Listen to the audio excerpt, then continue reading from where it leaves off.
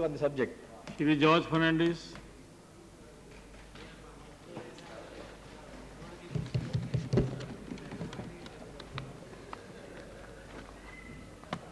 अध्यक्ष जी, इस विशेष सत्र में हम लोग पिछले 50 साल में क्या हुआ, क्या किया, क्या बिगड़ा, इस पर सोच रहे हैं और उसके साथ साथ आने वाले 50 साल भी आंखों के सामने हम लोगों ने रखे हैं।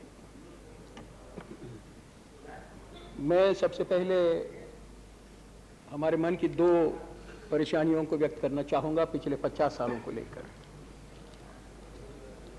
पहली पीड़ा है भाषा को लेकर कि आज़ादी के 50 साल के बाद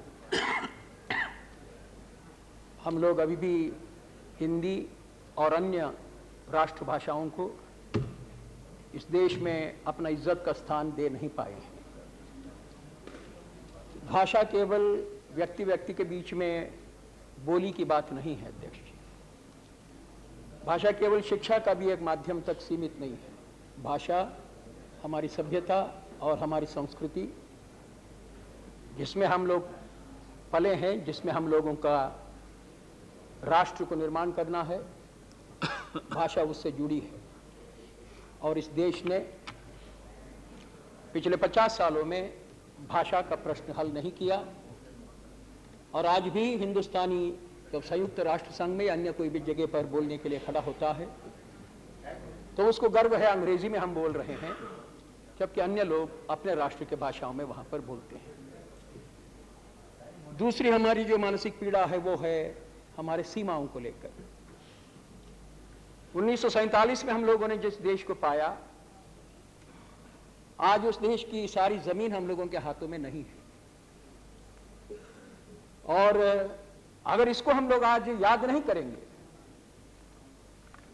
केवल इसलिए नहीं कि वो जमीन चीन के हाथों में है, 1,19,000 वर्ग किलोमीटर जमीन, बल्कि इसलिए भी कि आज भी हमारी सीमाएं सुरक्षित नहीं है। उधर अरुणाचल प्रदेश, सिक्किम, पूर्वांचल के इलाके, ये सारे इलाकों पर आज चीन अपना दावा कर रहा है। और अगर ये देश खोए हुए जमीन को वापस लेने तक हम चुप नहीं रहेंगे करके इस सदन में 1962 के अक्टूबर महीने में लिए हुए उस संकल्प को आज याद नहीं करेंगे तो फिर अध्यक्ष ये संसद और ये देश अपना भविष्य बना पाएगा, मुझे इस पर विश्वास नहीं है। और इसलिए हम सबसे पहले ये दो बातों को सदन के सामने रखना चाहते हैं कि चिंतन में इस देश की सभ्यता, संस्कृति और उसके साथ जुड़ी हुई भाषा और इस देश की सीमाएं, हम लोग अपने देश को भारत माता करके कहते हैं। इस सदन के भीतर और बाहर हम लोग भारत माता की जय करके नारा देते हैं, लेकिन उस भारत माता की गर्दन कुछ दूसरों के हाथों में आज भी फंसी है। इसको नजरअंदाज अगर करेंगे तो हम लोगों का नारा केवल जबानी होगा, उसके साथ वो जो मन से, दिल से जो प्रेरणा होनी चाहिए वो नहीं दिखेगी। अध्यक्ष, हमारे अध्यक्ष ने, लोकसभा के अध्यक्ष ने आज सुबह अपने भाषण में कई बातों को सदन के सामने विचार के लिए रखा है।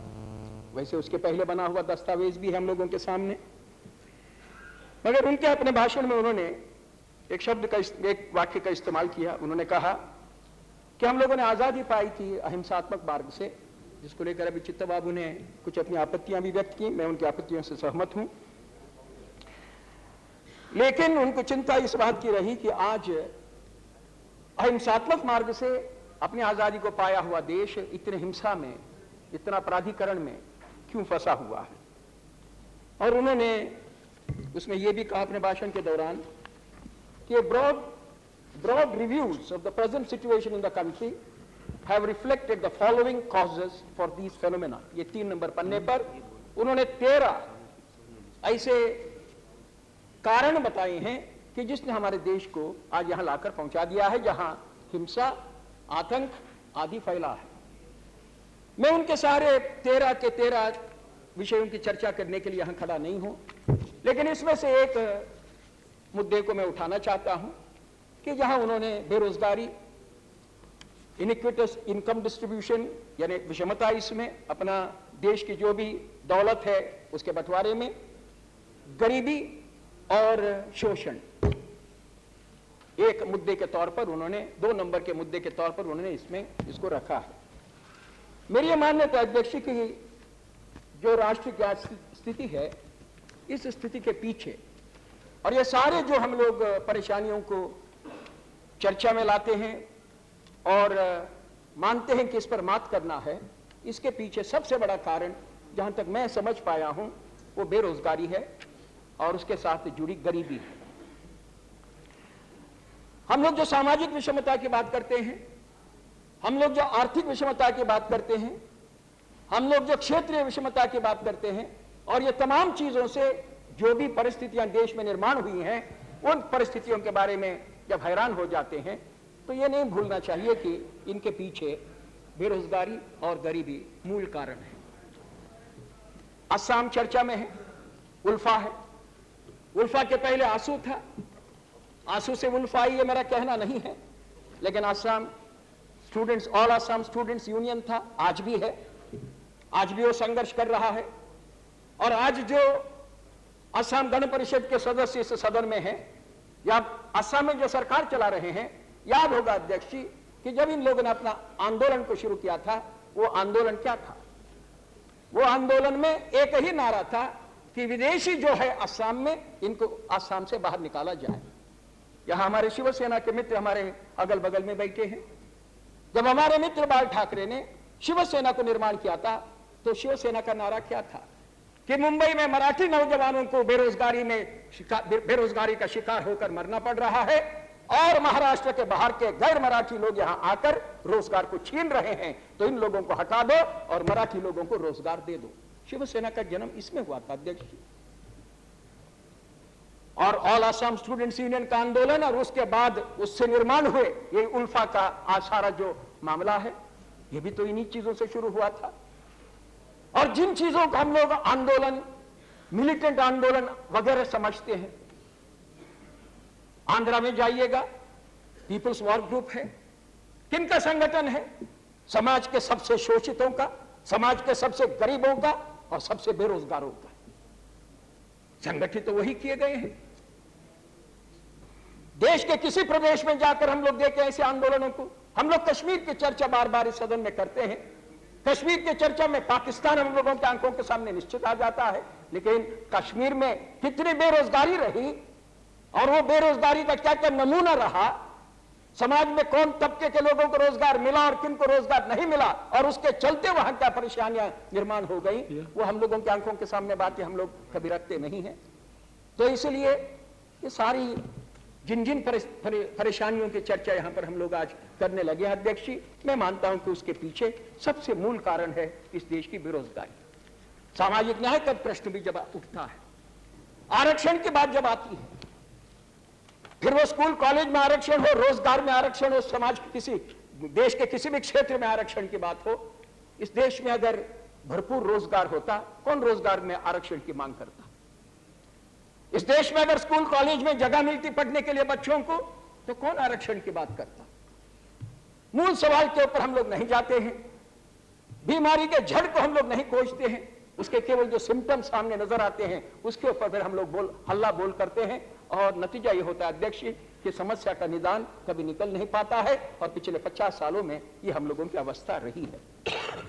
तो अध्यक्ष जी, इसलिए हम ये चाहते हैं कि इस देश का विकास का ढांचे में हम लोगों को फिर एक बार सोचना जरूरी है।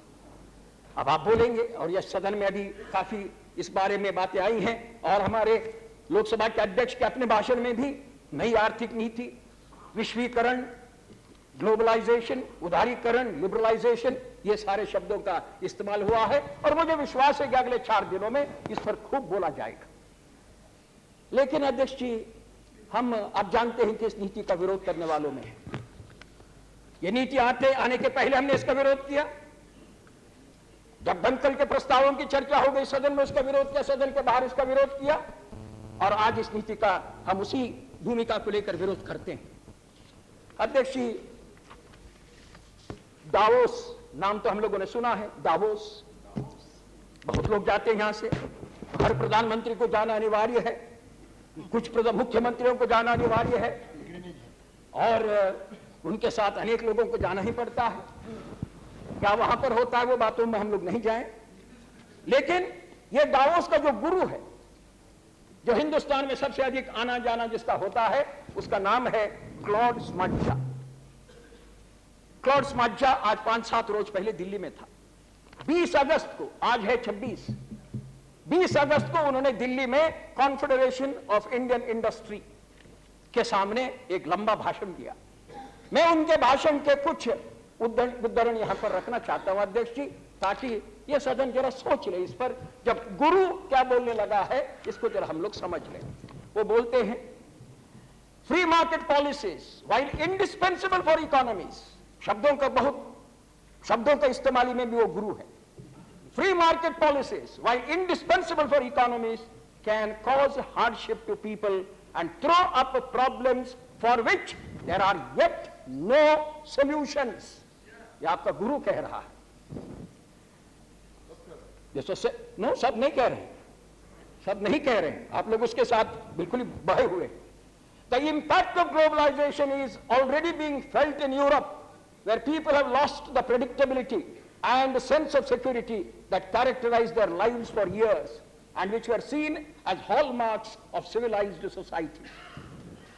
आगे जाकर अध्यक्ष जी, for individuals, मैं पूरा नहीं पढ़ूंगा, for individuals this means they should be capable of alternating between jobs, orienting themselves to the most competitive production units and product lines at a given point of time, or they will perish। और आगे जाकर जी, in this race the unskilled and the average skilled are vulnerable, Mr. Smajja noted। they have to be protected, but governments no longer have the resources to provide welfare schemes because they do not want to tax their corporates। यानी पूंजीपतियों के ऊपर अभी tax भी लगाना नहीं चाहती है सरकारें, और यहां बैठी है वही सरकार, और इनके मेहरबानी से बैठी है जिन्होंने नीतियों को लाया और चला रही है वही नीतियों को। They do not want to tax their corporates so much as to take away their competitive edge in the global framework। ये तो तर्क है, शब्दों का बड़ा खेल है। With its emphasis on cutting costs and upgrading quality, globalization will mean that workers' wages will remain unchanged even when their productivity goes up। and अंत में, and this is not restricted to private employers, even state enterprises will be bound by these rules। और आगे, if you do not pay attention to this, we are heading for big trouble at national and global level। मुझे दुनिया में और कहां क्या होगा उससे चिंता नहीं है, लेकिन मेरा देश में क्या होगा यह मैं जानता हूं, और मेरे देश में क्या हो रहा है यह भी मैं जानता हूं। तो इसलिए जो क्लॉड स्माट्जा के भाषणों से प्रभावित हुए थे एक जमाने में, तो हम जानना चाहेंगे कि आज क्लॉड स्माट्जा ने यहां आकर जो कुछ कहा है, दावोस में नहीं दिल्ली में जो कहा है, इस पर इन लोगों की क्या टिप्पणियां होनी है और इसमें से ये लोग क्या रास्ता निकालने वाले हैं। तो इसलिए अध्यक्ष जी, हम ये मानते हैं कि हमें ये नीतियों में फिर बदल करना जरूरी है। मैं ये नहीं कह रहा हूं कि इसके पहले की जो नीतियां थी तो वो नीतियां कोई सही नीतियां थी। हमारा ये कहना नहीं है कि इस देश ने जो तथाकथित समाजवाद का इस्तेमाल, शब्द का इस्तेमाल करके जो यहां पर बातें चला दी थी, मुझे इन पर तब भी विश्वास नहीं था, आज भी विश्वास नहीं है, और इसलिए मैं उनके तरफ मेरी नजर नहीं डाल रहा हूं। हम ये मानकर चल रहे हैं अध्यक्ष कि हिंदुस्तान को अपना जो मनुष्य बल है, इस मनुष्य बल का इस्तेमाल करने का उपाय को खोजना होगा, अपना मनुष्य बल को मिटाने का नहीं। और वो मनुष्य बल का अगर इस्तेमाल आपको करना है तो फिर गांधी जी के रास्ते पर ही आपको जाना होगा। गांधी जी का नाम आज यहां बार बार लिया गया, मगर गांधी जी का नाम हम लोग काहे के लिए ले रहे हैं? जैसे अनेक लोग 2 अक्टूबर को जाकर उनका नाम लेते हैं उनके मूर्ति के पास, वैसे हम लोग भी कभी एक आध बार यहां पर नाम लेने से बात नहीं चलेगी। गांधी जी का जो चिंतन था इस देश के लिए अध्यक्ष जी, उस चिंतन को फिर एक बार इस देश ने पढ़ना जरूरी है, उसको सीखना जरूरी है और उसका अमल करना जरूरी है। हमारे लोकसभा के अध्यक्ष ने अपने भाषणों में यह कहा कि हम लोग भी अभी बहुराष्ट्रीय कंपनियों का निर्माण करने लगे हैं। माफ करिएगा अध्यक्ष जी, मैं इससे सहमत नहीं हूं। हम लोग बहुराष्ट्रीय कंपनियों का निर्माण नहीं कर पाएंगे। जो बहुराष्ट्रीय कंपनियों की कल्पना आज जो है, दुनिया अमेरिका की सबसे बड़ी दो कंपनियां, एक का नाम है जनरल मोटर्स और दूसरे का नाम है फोर्ड मोटर्स। ये मोटर कार बनाने वाली, और जनरल मोटर्स कुछ और भी चीजों को बनाता है। तो ये दो कंपनियां अध्यक्ष जी, इनका जो पिछले साल का कुल जो इनका व्यापार था वो हिंदुस्तान के राष्ट्रीय आय से 1 लाख करोड़ रुपया ज्यादा था। और हम कंपनियां बना रहे हैं, हमारी कंपनियां विश्व में जा रही हैं। ग्लोबल 5 1 लाख करोड़ रुपया हमारा पिछले साल के कुल राष्ट्रीय आय से ये दो कंपनियों का कुल व्यापार 1 लाख करोड़ रुपया ज्यादा था। हम हैं कहां? इसका अर्थ ये नहीं कि हम लोग महत्वाकांक्षी न बने। हमारे राष्ट्र अपने महत्वाकांक्षा को बनावे, लेकिन हर व्यक्ति की महत्वाकांक्षा की जैसी सीमाएं होती हैं, वैसे राष्ट्र की भी महत्वाकांक्षा की सीमाएं होती हैं। और आज मेरे राष्ट्र की महत्वाकांक्षा यह होनी चाहिए कि मेरे देश में एक भी व्यक्ति को हम रात को भूखों सोने के लिए नहीं छोड़ेंगे। यह हमारी महत्वाकांक्षा होनी चाहिए। हम अंतर्राष्ट्रीय स्तर पर क्या बनाने जा रहे हैं? हमारे लोग जाकर 5 सितारे होटलों में कैसे गोरे लोगों को बराबरी के बनेंगे, यह महत्वाकांक्षा आज के दिन अध्यक्ष छोड़ना चाहिए। और इसलिए 2-3 क्षेत्रों में विशेष ध्यान देना होगा। एक तो खेती का क्षेत्र में, और जब खेती का क्षेत्र की मैं बात करूंगा, मैं इतना ही कहना चाहता हूं कि मुझे डर है, सारे कानून, लैंड सीलिंग के सारे कानून अनेक राज्यों में मिटाना शुरू किया है। और इसका पीछे वही साजिश है जिसके और हमने आज 6 साल पहले सदन में इशारा किया था कि कॉर्पोरेटाइजेशन ऑफ एग्रीकल्चर, बहुराष्ट्रीय कंपनियां भी इसमें आ जाएंगी। महाराष्ट्र में आना शुरू हो चुकी हैं, जमीन खरीदना शुरू कर चुकी हैं, अपने छोटे से झोपड़ी जैसे कारखाने बनाना शुरू कर चुकी हैं। क्योंकि आप कानून में लिखा है कि छोटी झोपड़ी जिसमें कारखाना जैसा स्वरूप आ जाए, बस इतना अगर आप लगाओगे तो कितने हजार हेक्टेयर जमीन चाहिए, वो जमीन आप खरीद सकते हो। और कर्नाटक में भी ये बात हो रही है, अन्य प्रदेशों में भी ये सिलसिला शुरू हो रहा है, शुरू हुआ है। और इसलिए हम चेतावनी देना चाहते हैं देश को कि इस कॉर्पोरेटाइजेशन की ओर जाने का और हमारे किसान को खत्म करने का जो एक रास्ता आज खोजा जा रहा है, इसको खत्म करना चाहिए। दूसरी बात ये कही है, और अध्यक्ष ने भी ये बात को कही है कि हमें अपना निर्यात को बढ़ाना चाहिए। और अध्यक्ष जी का भाषण में एक वाक्य से हमको बहुत परेशानी हो गई। वो ये कह रहे हैं कि निर्यात अगर बढ़ाना है तो फिर हमें आयात पहले बढ़ाना चाहिए। We must expand our imports if we are going to have exports. अध्यक्ष जी, हिंदुस्तान की आबादी है आज का दिन 100 करोड़ के आसपास, 100 करोड़ के आसपास। और हम लोग एक राष्ट्र हैं। अगर आज ये देश एक राष्ट्र नहीं होता और 100 करोड़ का आबादी का ये भूभाग मात्र होता और अनेक राष्ट्र हम लोग होते, तो हमारा व्यापार भी बहुत अंतरराष्ट्रीय व्यापार हो जाता। एक्सपोर्ट इंपोर्ट महाराष्ट्र से कर्नाटक और कर्नाटक से बंगाल और बंगाल से बिहार, खूब एक्सपोर्ट इंपोर्ट हम लोग भी करते। हम लोगों की इकोनॉमी कॉन्टिनेंटल साइज इकोनॉमी है। अमेरिका की आबादी कितनी है? 25 करोड़ है। हम लोगों से 4 गुना बड़ा है। अमेरिका अपना निर्यात के ऊपर अपने इकोनॉमी को नहीं बना रखा है। उसका निर्यात बहुत है, लेकिन उसकी इकोनॉमी अपने निर्यात पर नहीं है, अपना देश के बाजार के ऊपर उसकी इकोनॉमी है। और हिंदुस्तान को भी ऐसे चीजों का निर्माण करना होगा कि जो चीजें हमारे देश के लोगों की आवश्यकों को पूर्ति कर सके। क्या परेशानी है आपको? तेल की परेशानी है ना। आज यहां पर शरद यादव ने तेल के अभाव की बात यहां पर चर्चा में अपनी लाई, तो तेल की परेशानी है ना। तो तेल खरीदने के लिए जितना आपको पैसा चाहिए तो निर्यात करिए इतना। कुछ मशीनरी टेक्नोलॉजी आपको चाहिए ना, तो वो टेक्नोलॉजी के लिए जो कुछ करना है वो करिए आप।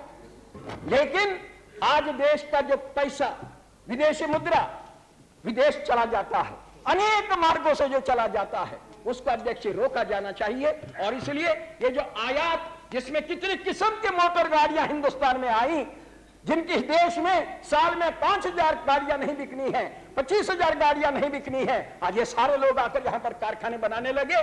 कारखाना बनाकर यहां कोई टेक्नोलॉजी नहीं दिए, बल्कि अपने देश से किट्स लाकर उसको यहां असेंबल करके आज बाजार में लेकर चले गए। और हम लोगों का देश मोटर गाड़ियों का युद्ध, मोटर गाड़ियों के बड़े कंपनियों का बीच का वॉर, और cola war, Pepsi cola Coca cola का बीच का युद्ध और दुनिया के अन्य ऐसे बहुराष्ट्रीय कंपनियों का अपना अपना माल को हिंदुस्तान में ले जाने के लिए युद्ध के तौर पर हम लोग इस्तेमाल में लगा रहे हैं।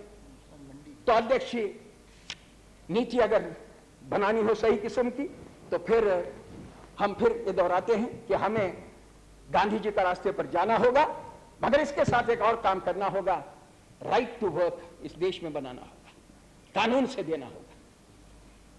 क्योंकि अगर राइट टू लिव है, राइट टू लाइफ है, तो फिर वो राइट, अध्यक्ष जी, अगर मुझे राइट टू वर्क नहीं मिला तो मेरा right to life and right to live बेमतलबी हो जाता है। इसलिए राइट टू वर्क, अगर ये सदन इस 50वीं वर्षगांठ में आजादी के अगले सत्र में कानून के तौर पर लाकर उसे पास करता हो तो हम मानेंगे कि देश में कुछ बदलाव लाने की दिशा में एक ठोस कदम हम लोग उठा रहे हैं। लोग इसको पसंद नहीं करते हैं। हमने देखा है कि अनेक राजनीतिक दल, यहां तक कि वामपंथ से लेकर अनेक पंथों तक हमने ये देखा है कि राइट टू वर्क को कोई पसंद नहीं करता है। उसके पीछे कारण है। कारण क्या है कि जिस दिन राइट टू वर्क होगा, जिस दिन मुझे अधिकार होगा जाकर मांगने के लिए अदालत से कि मुझे काम देने का, भारत के संविधान ने कहा है मुझे काम दीजिए, उस दिन आज की जो ये व्यवस्था जो है कि एक तरफ 25 लाख और 50 लाख की गाड़ियां भी चलेंगी और दूसरी ओर हम भूखों भी मरेंगे, तो ये व्यवस्था एक दिन नहीं टिकेगी। ये व्यवस्था अपने आप टूट जाएगी, लोग इसको तोड़ डालेंगे। और इसलिए ये बनाना आसान काम नहीं है, लेकिन बदलाव चाहते हो, देश को बनाना चाहते हो, तो फिर अध्यक्ष ये काम किए बगैर दूसरा कोई उपाय नहीं है। इसके साथ आपको स्वदेशी की ओर जाना होगा अध्यक्ष, छोटे और लघु उद्योग के साथ स्वदेशी की ओर जाना होगा। लेकिन एक शब्द में मैंने कहा कि गांधी जी का रास्ता और वो स्वदेशी का रास्ता है। अध्यक्ष, आपने तो घंटी बजा दी, लेकिन 2-4 मिनट और हम ले लेंगे। 2-3 बातों को टास्क है जी, मैं 2-3 बातों को रखकर खत्म करूंगा। और वो है जहां हम लोग मानव संसाधन वाली बात पर यहां पर चर्चा का विषय करके उसको रखे हैं। अध्यक्ष, मैं उसमें सभी चीजों में नहीं जाऊंगा, लेकिन एक पहली बात यह है कि पढ़ाई का आज का जो तरीका है, अगर ये बना रहा तो हम लोगों की ये मानव संसाधन वाली सारी बातें जो हैं, ये हम लोग खुद को और देश को 50 साल जैसा हुआ उसी तरह से अगले 50 साल के लिए बना रखने का काम करेंगे। दूसरा इससे कुछ होना नहीं है। मैं अपना क्षेत्र की बात आपसे कहूं, मेरे क्षेत्र में हजारों स्कूल हैं, प्राइमरी स्कूल हैं, जिनको छत नहीं है, जिसमें बैठने का इंतजाम ही नहीं है, जिसमें कुछ नहीं है। और आज का दिन हमारा पूरा क्षेत्र पानी में डूबा है। सारा बिहार डूबा है, वैसे मध्य बिहार का पूरा काफी हिस्सा डूबा है। नीतीश जी हमारे बगल में बैठे हैं, बाढ़ का क्षेत्र भी पानी में डूबा है। और इन क्षेत्र, हमारे अपने क्षेत्रों की बात मैं कह सकता हूं कि वहां पढ़ाई नाम की कोई चीज नहीं है छोटे बच्चों को। तो कौन सा वो तरीका आप बनाएंगे कि जिससे उनको पढ़ाई का मौका मिलेगा और कब मिलेगा? वादे अगर हो, जैसे गरीबी हटाओ का यहां पर सुबह चर्चा हो गई, तो ये वादे अगर हो तो ये वादों से हमको कोई मतलब नहीं है। ठोस कौन से कार्यक्रम, समयबद्ध कौन से कार्यक्रम आप शिक्षण के बारे में दे देंगे, तो एक तो इसके बारे में आपको तय करना होगा। क्योंकि बड़े पैसे वाली शिक्षा एक तरफ, शिक्षा का निजीकरण दूसरे तरफ, और फिर गरीब के बच्चों को, गांव के बच्चों को मुफ्त में शिक्षा और अच्छी शिक्षा उनके बराबरी की मिलेगी, ये तीसरे तरफ। अध्यक्ष, इतना भारी अंतर विरोध ये तीनों बातों में है कि मुझे कोई ये नीतियों के बारे में विश्वास करना संभव नहीं है। इसलिए इस पर ठोस कल्पना अगर कोई ले आता हो, और कल्पना का मतलब एक ही हो सकता है कि universal and uniform, universal and uniform, सबके लिए बराबरी की शिक्षा एक दर्जा तक अब दीजिए। अनेक दुनिया के देशों में इस प्रकार की शिक्षा की इंतजामी है, और वो इंतजामी हमारा देश में हो जाए। दूसरा अध्यक्ष, जो बात यहां पर अभी मानव संसाधन के संदर्भ में होती है, तब ये सारी इतनी मनुष्य बल है, इतना युवा शक्ति है, क्यों ये काम में नहीं लग रही है, ये हम लोगों की चिंता का एक विषय है। लेकिन इसके साथ एक और बात है जिसके और आज मैं सदन का ध्यान विशेष तौर पर आकर्षित करना चाहता हूं, क्योंकि मैं ये मानता हूं कि यह मामला इस देश के भविष्य के साथ जुड़ा है। और वो है अध्यक्ष जी, इस देश में और विशेषकर इस देश के सीमाओं से, इस देश के भीतर जो नशीला पदार्थ आ रहा है। हम लोग एक ऐसे जगह पर हमारा देश है कि हमारा पड़ोस में बर्मा है, बर्मा से आगे जाकर वहां थाईलैंड है, और थाईलैंड, बर्मा और चीन, ये तीनों मिलकर वो तो गोल्डन ट्रायंगल वहां पर है, जहां विश्व का अफीम का, हेरोइन का लगभग 80% पैदावार होती है। पिछले 21 दिसंबर को टाइम मैगजीन ने 2 पन्ने का लेख लिखा। मोरे में उनका कोई भी विदेशी करेस्पॉन्डेंट गया था, हमारा सरकार ने इजाजत दी होगी, और उन्होंने जाकर तस्वीरें खींची, लोगों से पूछताछ की और समूची जानकारी दुनिया के सामने रखी। टाइम मैगजीन से बढ़कर दुनिया में अंग्रेजी का इतना खपत का दूसरा कोई साप्ताहिक नहीं है। और 2 पन्ने की वो पूरी जानकारी में क्या लिखा, जो जानकारी मुझ जैसे लोग तो एक जमाने से इस सदन के भीतर और बाहर देते रहे लेकिन कोई पूछता नहीं रहा। जानकारी ये दी कि 1,20,000 करोड़ रुपए का अफीम, हेरोइन मोरे के मार्ग से हिंदुस्तान होते हुए विश्व के अन्य देशों में जा रहा है। नंबर 1। नंबर 2 क्या दिया? नंबर 2 यह बताया कि हमने वहां के पुलिस के बड़े, सिक्योरिटी के बड़े अधिकारियों से पूछा, वो लिखता है, हमने पूछा कोट अनकोट कि क्या ये जो अफवाहें हैं कि आपके सिक्योरिटी विभाग के भी लोगों का इसमें हाथ है, कुछ लोगों का कुछ इसमें हाथ है? तो उनका जवाब है no, that is not right, नहीं, ये बराबर सही नहीं है। All of them are involve. थोड़े लोगों का हाथ नहीं है, सबका हाथ है। ये हमारे सिक्योरिटी का चीफ ने कह दिया। क्या भारत सरकार ने इस टाइम मैगजीन को नहीं पढ़ा? आपस में चाहे जो आप लोगों के विवाद हो, क्या आपके हाथों में ये नहीं आया? 21 दिसंबर का कुछ पूछताछ की, कुछ जांच आगे चलाई, क्योंकि ड्रग्स का मतलब, अफीम पदार्थों का मतलब केवल अफीम पदार्थ आना, उसके साथ तस्करी होना, उसमें हमारे सुरक्षा बल के लोग भी कहां ना कहां फंसे रहना, मामला वहीं तक सीमित नहीं है। उसके साथ देश के सुरक्षा की बात, एक तो हमारी सीमाओं की जो हालत बन जाती है उसके चलते जुड़ी हुई है, और दूसरा उसके साथ साथ अफीम और ये अमल पदार्थ अध्यक्ष जी, ये नशीला पदार्थ अध्यक्ष जी अपने साथ एड्स को लाता है। आज के अखबारों ने फिर छपा है, मणिपुर के बारे में छपा है कि मणिपुर में जितने मात्रा में एड्स बढ़ा है कि आज दुनिया के किसी भी इलाके में, इतना भौगोलिक इलाके में, फी आबादी के हिसाब से, फी आबादी के मात्रा में इतना एड्स का मरीज और कहां भी नहीं। मणिपुर, जिस मणिपुर की चर्चा पिछले कुछ दिनों से हो रही है, वहां क्या क्या अभियान चल रहे हैं उसको लेकर। तो अध्यक्ष जी, जब मानव संसाधन की बात हम लोग करेंगे तो हमारे पढ़े लिखे लड़के, हमारे बेरोजगार जवान, और अगर आप पूर्वांचल के प्रदेशों में जाएंगे, आप चलिए मणिपुर, आप चलिए नागालैंड, और देखिए वहां 18 साल से लेकर 25 साल के बच्चे रोजगार नहीं है लेकिन सड़क पर अफीमची होकर पड़े हुए हैं। यह हकीकत है। हम लोग पैकेजों की बात करेंगे जाकर वहां, लेकिन कोई पैकेज जाता नहीं है। जो साथ गए वही जाते हैं, वापस आते हैं, इतना ही पैकेज हो जाता है, उससे आगे कुछ वहां के उस इलाके का कोई विकास की बात अध्यक्ष जी कभी हुई नहीं है। और इसलिए हम ये चाहेंगे कि राष्ट्रीय सुरक्षा का मामला और मोरे बर्मा से इस तरफ आने वाला ये सारा जो अफीम पदार्थ है और उसके साथ एड्स जो आता है, इसको रोकने के बारे में इस सदन में कोई एक विचार, निश्चित ठोस विचार बन जाए। हम एक बहुत छोटी पार्टी का प्रतिनिधित्व करते हैं इस सदन में अध्यक्ष जी, लेकिन हम लोगों ने इस मुद्दे को, हम लोगों का एक राष्ट्रीय अभियान का मुद्दा बनाकर हम अक्टूबर महीने के 2 तारीख से मोरे में एक मनुष्य दीवार खड़ा करके, मोरे का रास्ता बंद करके अफीम और नशीला पदार्थ बर्मा से हिंदुस्तान आना, उसके साथ एड्स से हिंदुस्तान आना, इसको रोकने का संकल्प लेकर आगे बढ़ रहे हैं। और हम चाहते हैं कि यह सदन ऐसे मुद्दों पर जरूर सोचे आज का दिन और तय करे। सड़क बना रही है वहां, सड़क हमारी सरकार 120 करोड़ रुपया खर्च करके बर्मा के भीतर सड़क बनाने के लिए लगी है। अब वो एक अलग विषय है, मैं उस पर अभी नहीं बोलना चाहता हूं क्योंकि मेरा समय हो चुका है। अध्यक्ष जी, आखिरी एक मुद्दा और वो है चुनाव, और उस चुनाव के साथ ये भ्रष्टाचार की जो बातें हैं। 50वीं वर्षगांठ मैं 47 में नहीं ले जाऊंगा, 47 में तो संसद नहीं था, कॉन्स्टिट्यूएंट असेंबली थी।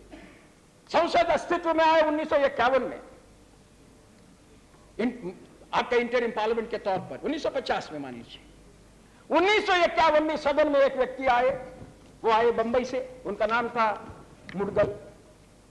मुडगल ने क्या पाप किया था? मुडगल ने इतना ही किया था कि एक कंपनी ने एक association, Bombay Boolean merchants association, सोना चांदी के व्यापारियों के एसोसिएशन के अध्यक्ष को उन्होंने बाकायदा एक पत्र लिखा टाइप करके, और उसमें कहा कि आप लोगों के बारे में सदन में कोई बोलता नहीं है। आप लोगों की इतनी समस्याएं, उनको उठाना बहुत जरूरी है, सरकार के लोगों को समझाना बहुत जरूरी है, सांसदों को बताना बहुत जरूरी है। साल में 10,000 रुपया खर्च होगा, टेलीफोन का, किसी को चाय पानी का, मामूली हल्का फुल्का, 1951, और उन्होंने मांगा 10,000 रुपया। लेकिन यह नहीं कि रात को सूटकेस में लाइए, यह नहीं कि ब्रीफ केस में दीजिए, बाकायदा प्रस्ताव किया उस एसोसिएशन ने उनके पत्र पर, और यह तय किया 10,000 अभी नहीं दिया जाएगा, शुरुआत में पहले किस्त में 1,000 रुपया दिया जाएगा। उन्होंने क्या किया हम नहीं जानते हैं, लेकिन पंडित नेहरू को इसकी जानकारी हो गई। पंडित नेहरू का नाम कितने बार आज सदन में लिया गया, कितने महान नेता थे करके कितने बार आज लिया गया। पंडित नेहरू ने मुडगल को अपने कार्यालय में बुलाया है 9 नंबर का कमरे में, और पूछा कि क्या है। तो उन्होंने कहा हमने क्या गलत किया है। तो पंडित जी बोले कुछ नहीं गलत लगता है तुम्हें। बोले नहीं। तो उनको चार्जशीट दिया, शो कॉज नोटिस दिया, एक सांसद के तौर पर पार्टी के नेता ने अपने सांसद को नोटिस दिया, अपने पार्टी के नेता को। फिर क्या हुआ, तो उनका जवाब उनको समाधानकारक नहीं हुआ। तो इस सदन में खड़े होकर इस जगह पर पंडित जी ने प्रस्ताव रखा, 5 लोगों की कमेटी बनी, ये सदन के सदस्यों की 5 लोगों की कमेटी ने निर्णय दिया कि उनका जो बर्ताव था कि एक पूंजीपति नहीं, एक व्यापारी संस्था के साथ पैसे का सौदा करना, उनकी बातों को सदन के भीतर और बाहर प्रसारित करने के लिए इस सदन के सदस्य को शोभा नहीं देता है, सदन के गरिमा नीचे उतारता है। इस व्यक्ति को सदन से निष्कासित करना चाहिए, इसको निकाल बाहर करना चाहिए। इस सदन ने प्रस्ताव पारित किया। आज उस सदन में हम लोग बैठे हैं और चर्चा ये भी हो रही है कि कैसे कैसे लोग यहां पर बैठे हैं, और हम सब लोग नपुंसक हो गए। जो लोग ये महसूस करते हैं कि गलत लोग बैठे हैं, तो हम लोगों में क्यों हिम्मत नहीं आज पहचानने की गलत लोगों को। पार्टी आ जाएगी वहां, या हम लोगों का व्यक्तिगत परेशानी आ जाएगी उसमें। चीफ इलेक्शन कमिश्नर ने कहा है कि 40 सांसद हैं। तो इसलिए अध्यक्ष जी, जब संसद के गरिमा की चर्चा होती है, वो केवल यहां आने का और चिल्लाने का मामला ही नहीं है। डॉक्टर लोहिया एक बात को कहा करते थे कि संसद को देश के लोगों के सुख और दुख और उनके आशा और आकांक्षाओं को प्रतिबिंबित करने का एक संस्था के तौर पर हम लोगों को देखना चाहिए। उसका अर्थ यह नहीं कि हम लोगों को वहां कूदना चाहिए, उसका अर्थ यह नहीं कि गुद्दा गुद्दी की बात होनी चाहिए।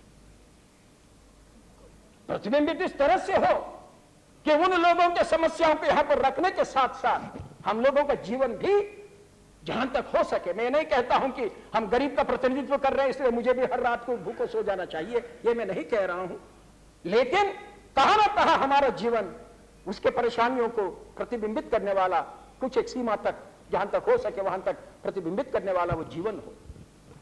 तो इसलिए अध्यक्ष जी, जब सदन के गरिमा की बात है तो उदाहरण है 1951 का उदाहरण है, 40 साल के पहले का उदाहरण है। मुडगल केस के ऊपर किताबें हैं, छोटी सी किताब यहां पर लाइब्रेरी में पड़ी हुई है, लोग उसको पढ़े और उसके आधार के ऊपर आज के संसद में जो लोगों ने ऐसा कोई भी गलत काम किया हो कि जो काम के लिए सदन से मुडगल को हटा दिया था, तो आज ऐसे काम के लिए फिर एक बार हटाने की शक्ति और क्षमता यह सदन दिखाए, तब कहा अध्यक्ष जी बातें निकल आएंगी, बातें बन जाएंगी। अंतिम बात अध्यक्ष जी, मैं भ्रष्टाचार पर कहना चाहता हूं। हम बहुत परेशान हैं हमारे प्रधानमंत्री से, कुछ गुस्से में भी है, और मेरा गुस्सा इसलिए है कि प्रधानमंत्री को अपना पद का गरिमा कम से कम रखना चाहिए। देश का प्रधानमंत्री यह मुझे कहे कि तुम सत्याग्रह करो, मैं कहां जाकर सत्याग्रह करूं? मैं करना चाहता हूं सत्याग्रह, कहां करूं? प्रधानमंत्री के कोठी पर करूं? कितने लोगों को लेकर करूं? 100 लोगों को ले जाऊं? आपकी पुलिस मुझे क्या करेगी? वहां लाठी लेकर रोकेगी? हमारे में कोई गुस्सा गुस्सी वाला हो जो कूदे, क्या करेगी पुलिस? उसके माथे पर लाठी लगाएगी, उसे अस्पताल भेजेगी। आप मुझे क्या करोगे? हम सबको आप जेल भेजोगे? बिल्कुल ठीक है, सत्याग्रह यही है, लेकिन यह हमने करना जरूरी है कि फिर आप वहां काहे के लिए बैठे हैं? देश का प्रधानमंत्री आज देश के लोगों को कहेगा तुम सत्याग्रह करो, तुम लड़ो, फिर आप क्या करोगे? आप उन लोगों के साथ बैठोगे, उठोगे, समझाओगे, बुझाओगे, वो उपदेश देते रहोगे? हमारे समझ में नहीं आता। तो इसलिए भ्रष्टाचार की जब बात आती है, हम बार बार दो बातों को कहते आए हैं, आज उसके यहां पर फिर पुनरावृत्ति करना चाहता हूं। नंबर एक, कानून चाहता हूं। हम बहुत परेशान हैं हमारे प्रधानमंत्री से, कुछ गुस्से में भी है, और मेरा गुस्सा इसलिए है कि प्रधानमंत्री को अपना पद का गरिमा कम से कम रखना चाहिए। देश का प्रधानमंत्री यह मुझे कहे कि तुम सत्याग्रह करो, मैं कहां जाकर सत्याग्रह करूं? मैं करना चाहता हूं सत्याग्रह, कहां करूं? प्रधानमंत्री के कोठी पर करूं? कितने लोगों को लेकर करूं? 100 लोगों को ले जाऊं? आपकी पुलिस मुझे क्या करेगी? वहां लाठी लेकर रोकेगी? हमारे में कोई गुस्सा गुस्सी वाला हो जो कूदे, क्या करेगी पुलिस? उसके माथे पर लाठी लगाएगी, उसे अस्पताल भेजेगी। आप मुझे क्या करोगे? हम सबको आप जेल भेजोगे? बिल्कुल ठीक है, सत्याग्रह यही है, लेकिन यह हमने करना जरूरी है कि फिर आप वहां काहे के लिए बैठे हैं? देश का प्रधानमंत्री आज देश के लोगों को कहेगा तुम सत्याग्रह करो, तुम लड़ो, फिर आप क्या करोगे? आप उन लोगों के साथ बैठोगे, उठोगे, समझाओगे, बुझाओगे, वो उपदेश देते रहोगे? हमारे समझ में नहीं आता। तो इसलिए भ्रष्टाचार की जब बात आती है, हम बार बार दो बातों को कहते आए हैं, आज उसके यहां पर फिर पुनरावृत्ति करना चाहता हूं। नंबर एक, कानून सबके लिए समान करिए अध्यक्ष जी। 5 रुपया किसी का जेब से निकाला तो उसके लिए 6 महीने की सजा होगी, जेब काटा, और 10,000 रुपया खजाने का लूटा तो मुझे मिलेगा राजा का व्यवस्था। नहीं हो सकता अध्यक्ष जी, अगर देश में भ्रष्टाचार को आप मिटाना चाहते हैं, नहीं हो सकता है। और दूसरी बात, अगर मिटाना चाहते हैं तो पारदर्शिता, पारदर्शिता एक अरसे से हम लोग सुन रहे हैं, ट्रांसपेरेंसी। कब आएगी ट्रांसपेरेंसी? कब आएगी? क्यों नहीं आ रही है ट्रांसपेरेंसी? क्या परेशानी है? कौन नंगा हो जाएगा? मैं जानता हूं नौकरशाही नहीं चाहती है ट्रांसपेरेंसी, मैं जानता हूं कि राजनीति करने वाले लोग नहीं चाहते हैं ट्रांसपेरेंसी, लेकिन यह सदन क्या चाहता है एक बार तय करे। क्योंकि अपने पद, अपनी गरिमा, सांसदों का मान सम्मान और अदालतों का क्या अधिकार, ये सारी चीजों पर हम लोग इतना गुस्सा करते हैं, तो क्यों नहीं पारदर्शिता के लिए और सब व्यक्ति, हर व्यक्ति कानून के सामने समान होगा, ये दो बातों के लिए हम लोग क्यों नहीं तैयार हो रहे हैं? इसलिए मेरी प्रार्थना है पूरे सदन से कि ये दो चीजों को तत्काल इस सत्र के बाद होने वाले सत्र में अमल करने के लिए कदम उठना चाहिए। और उसके साथ अध्यक्ष जी, हम इतना ही कहना चाहेंगे कि जब ये सारी बातें हम लोग अमल करने की दिशा में आगे बढ़ेंगे, तब कहां हम लोगों का अगले 50 सालों के बारे में सोच का कोई अर्थ होगा। लेकिन इतना मैं एक इशारा करूं कि हम लोगों के हाथों में 50 साल नहीं है। मुझे नहीं लगता कि हम बैठे, हम जितने लोग हैं, कितना भी चाहें तो भी 50 साल हम में से शायद 2-4 लोग 50 साल के बाद इस सदन में तो खैर कोई नहीं रहेगा, लेकिन दुनिया में तो कम से कम रहेंगे। हाँ, क्योंकि जो औसतन उम्र है तो उसको देखते हुए, और जो सबसे कम उम्र वाले जो यहाँ पर नौजवान हैं, तो उनकी तरफ नजर डालते हुए 50 साल के बाद यहाँ कोई नहीं रहेगा।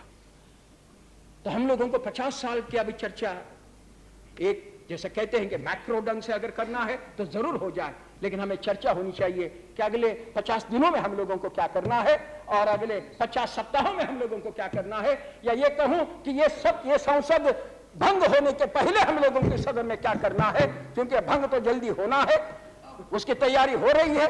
आज तो शुरू हो गया, इलेक्शन कैंपेन शुरू हो गया यहां से। आज तो नहीं सुना सुबह आपने भाषण, आप तो नहीं है वहां पर, लेकिन नेता का भाषण नहीं सुना। नया नेता आया है, नया नेता का भाषण नहीं सुना आप लोगों ने? ये तो चुनाव का भाषण था। 2 बार तो बेचारा ये भी नहीं, वो तो ये भी भूल गए कि सब चेयर को एड्रेस कर रहे हैं, भाइयों बहनों करके 2 बार बोले, एक नहीं 2 बार। तो चुनाव का अभियान तो शुरू हुआ है, और किल्ली तो वहीं है, जिन्होंने उनको आज यहां बोलने के लिए कहा, उनके हाथों में किल्ली है। इन लोगों के हाथों में क्या चीज है? तो इसलिए अध्यक्ष जी, हम ये चाहेंगे कि जो संकल्प है वो संकल्प अगले कुछ महीनों के लिए, ये सदन का अवसान होने तक के लिए, ये हम लोगों के संकल्प हो। और मैं अध्यक्ष जी को धन्यवाद देता हूं कि ये एक ऐसा मौका जहां पर बिना किसी प्रकार का हिचकिचाहट हम अपनी बात को सीधा रख सकते हैं, ये मौका हम लोगों को दिया। और अंत में ये कहूंगा अध्यक्ष जी, नंबर 1 स्वदेशी, नंबर 2 एक राष्ट्रीय संकल्प इस सदन के भीतर फिर एक बार कि हमारी एक एक इंच जमीन जहां भी है तो वो जमीन को लेने तक हम लोग चुप नहीं रहेंगे, ये संकल्प का पुनरुच्चार। नंबर 3 एक एथिक्स कमेटी ये सदन तत्काल बनावे, जैसा मुडगल का मामला लिया था वैसे आज जो भी मामले हैं वो लें और भविष्य में जो भी मामले उठेंगे वो लेने के लिए ये कायम स्वरूप की यहां पर ये कमेटी बने और रोजगार को मौलिक अधिकार बनाकर इस देश के आर्थिक समस्याओं का हल करने की दिशा में एक ठोस कदम हम लोग उठावे। आप सबको धन्यवाद अध्यक्ष। Thank you. Shri Major Singh